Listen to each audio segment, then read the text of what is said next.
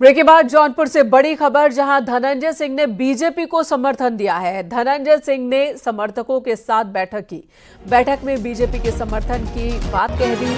पूर्व सांसद धनंजय सिंह का बीजेपी को समर्थन। धनंजय सिंह की पत्नी बीएसपी से उन्होंने नॉमिनेशन फाइल किया था। बीएसपी ने पहले धनंजय सिंह की पत्नी को उम्मीदवार बनाया था, लेकिन अंतिम दौर में मायावती ने धनंजय सिंह की पत्नी श्रीकला का टिकट काट दिया था।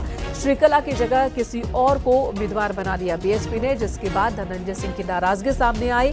पूर्व सांसद धनंजय सिंह ने तब भी कहा था कि जैसे चाहूंगा जौनपुर से उसे ही सांसद बनाऊंगा, और इस बार आज की बैठक के बाद बीजेपी उम्मीदवार को समर्थन का ऐलान जौनपुर में धनंजय सिंह ने किया है। चुनाव में हम औरों की तरह नहीं कि हम तटस्थ हैं। हम यहाँ पर आप लोगों को यही आग्रह करेंगे कि प्रदेश में एक अच्छी सरकार चल रही है, आप लोग भारतीय जनता पार्टी को वोट करें, समर्थन करें। और ऐसा नहीं, हम लोगों की लड़ाई सरकारों।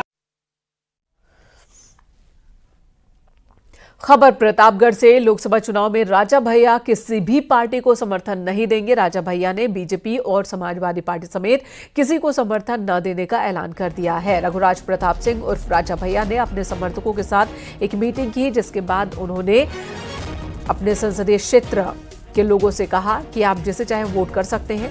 आज ही बीजेपी और सपा के कौशाम्बी से उम्मीदवार राजा भैया से मिलने पहुंचे थे। एक एक कर इन्होंने मुलाकात की थी और समर्थन की अपील की थी, लेकिन कौशाम्बी संसदीय क्षेत्र की जनता से राजा भैया ने अपील की है कि वो जिसे चाहें उसे वोट कर सकते हैं, उनका समर्थन किसी को नहीं।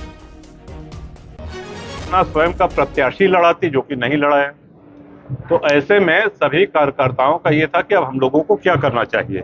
सबकी राय लेने के बाद, हम स्वयं भी चिंतन मनन करने के बाद अभी जो निर्णय हुआ है कि इस लोकसभा चुनाव में जिनको जहां मतदान करना हो, आशीर्वाद देना हो, वो दें। लोकसभा चुनाव को लेकर सियासत लगातार गर्म होती जा रही है। आज राजा भैया ने अपने बेती महल के परिसर में कार्यकर्ताओं और नेताओं के साथ एक मीटिंग का आयोजन किया था, जिसमें हजारों की तादाद में जो उनके कार्यकर्ता थे, नेता थे, वो शामिल हुए थे। हम आपको सीधे तस्वीरें दिखाना चाहेंगे। यहाँ पे वो तमाम सारे जो उनके कार्यकर्ता समर्थक हैं वो हैं, और सामने ये आपको जो बेती का महल है वो दिखाई पड़ रहा है। वहीं मीटिंग के दौरान राजा भैया ने इस बात का ऐलान किया है कि उनके कार्यकर्ता और नेता पूरी तरीके से स्वतंत्र हैं, क्योंकि जनसत्ता दल का किसी भी पार्टी के साथ कोई गठबंधन नहीं हुआ है। ना तो राजा भैया सपा को ही समर्थन करने वाले हैं, ना राजा भैया भाजपा को ही समर्थन करने वाले हैं। हालांकि सूत्र बताते हैं कि आज बेती कोठी में जो सपा के प्रत्याशी थे वो भी समर्थन मांगने के लिए आए थे, भाजपा के प्रत्याशी वो भी समर्थन मांगने के लिए आए थे, और कुछ दिन पहले ही उनकी अमित शाह से मुलाकात हुई थी। तो कहीं ना कहीं ये कयास लगाया जा रहा था कि राजा भैया भाजपा को समर्थन दे सकते हैं, लेकिन आज उन्होंने इससे पर्दा उठाते हुए इस बात का ऐलान कर दिया है कि जनसत्ता दल इस लोकसभा के चुनाव में न्यूट्रल रहने वाली है। रोहित सिंह, न्यूज़ 18 प्रतापगढ़।